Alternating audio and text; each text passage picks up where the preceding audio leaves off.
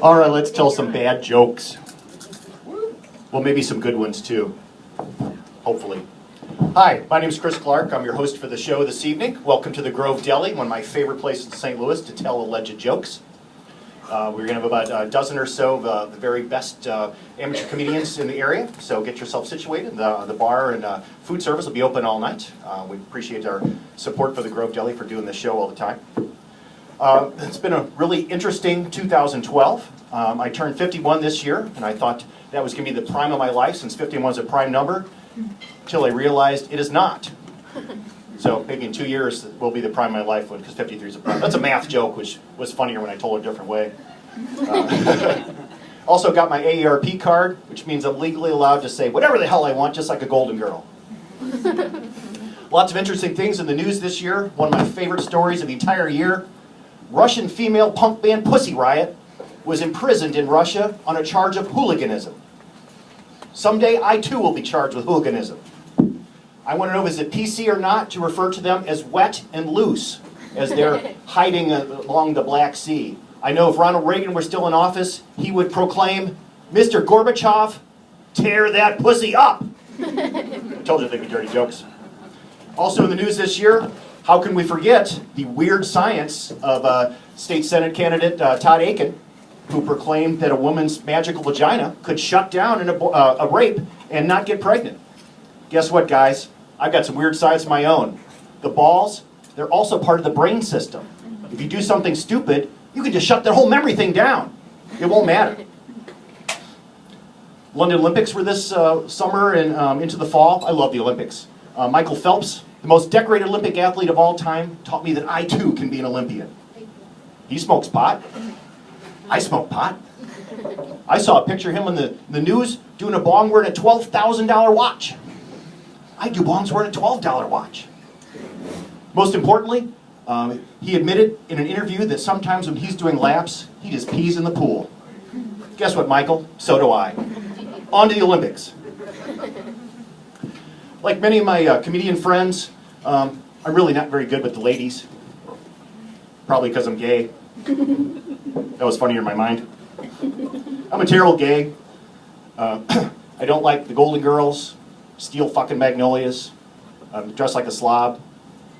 I do like sex with guys though, so I guess that counts. Older than my boyfriend's mom, which is kind of weird. I was emotionally damaged as a teenager and he has daddy issues. We met on a website called gay.com, kind of like the Amazon for my people. Man, this is tough. Somebody laugh, please. For Christ's sake.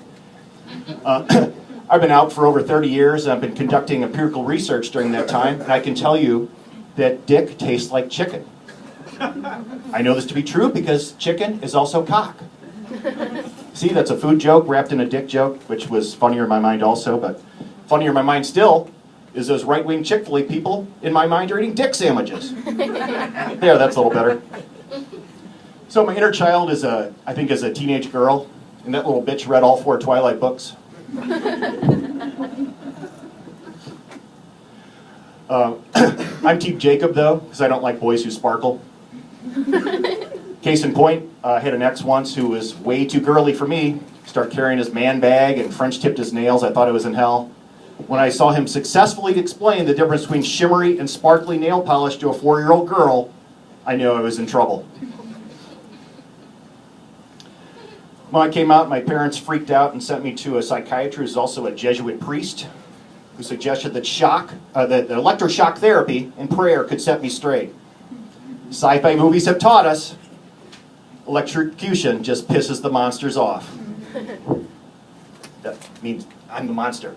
But never mind. Also news this year, my arch nemesis Pope Benedict has proclaimed that gay marriage will ruin the very foundations of humanity and civilization. He's going to RuPaul the day he said that shit. I took an airline flight not too long ago, and my full name is Christopher. It was abbreviated to Christ, which puts me in the position to be his boss. What would a vindictive gay Jesus do? The Pope, you're gonna dress like Richard Simmons, and you're gonna go tend your flock on Brokeback Mountain. Okay, let's move on. It gets worse from here. So I'm a big geek, and I love Lord of the Rings. So I saw The Hobbit not too long ago, which was just so-so. But I was also excited that Denny's had a Hobbit menu. So I went there and ordered the... Things went wrong, though, when I ordered the Hobbit whole breakfast over easy. In my screwed up mind, I know that it said eggs and hash browns on the thing, but I'm thinking Hobbit hole, so I'm thinking I'm fucking Elijah Wood. Yeah, that's a little better. My boyfriend's afraid to drive in the car with me because I'm drive like I'm playing Mario Kart, which is true. Also, when we play Mario Kart at home, I'm usually Princess Peach, just like her. I giggle when I blow people up. You're laughing good. Thank you. I needed that. I like being tall because I can pee in the sink. I most probably didn't do it here, but it's an efficiency because you can comb your hair and brush your teeth all at the same time. It has been explained to me that it's bad to do at McDonald's in the airport, so I'm not allowed to do that anymore. Wow, okay. The other comedians will be much funnier, I promise you. Or not, okay. About a year and a half ago, I was diagnosed with a rare form of throat cancer, which is hideous and horrible and expensive and all kinds of terrible stuff. But good side, though, I had been seriously worried I was developing a pot problem. Not anymore, now considered medicinal therapy. Recently, I was going through some horrendous test where they shoved me in some big metal tube and bombarded me with God knows what to see if I had yet more cancer growing in my body. After I get out, I was crying, I was so scared. They hand me a little bottle of water that says, "Thank you for choosing Barnes Jewish Radiology." Well, I'm goddamn sure I would not have chosen Barnes Jewish Radiology and cancer, but thank you very much for that $3,000 bottle of water. I'm so scared when I go into chemotherapy that I decided to augment my experience by taking a Xanax and getting stoned before I even go. One of the drugs that they shove into me, it costs $11,000 a bag. I think at that rate, they should give me a half ounce of weed and some pizza coupons on my way out the door. I'm going to go home and do it anyway.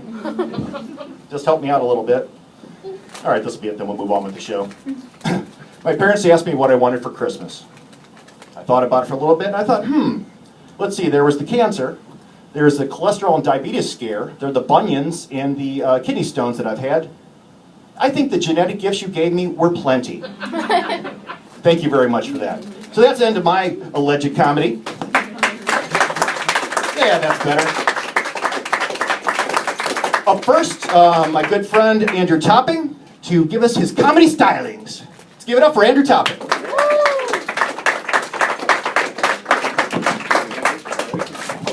Thank you, Chris. Very good guy. Still standing.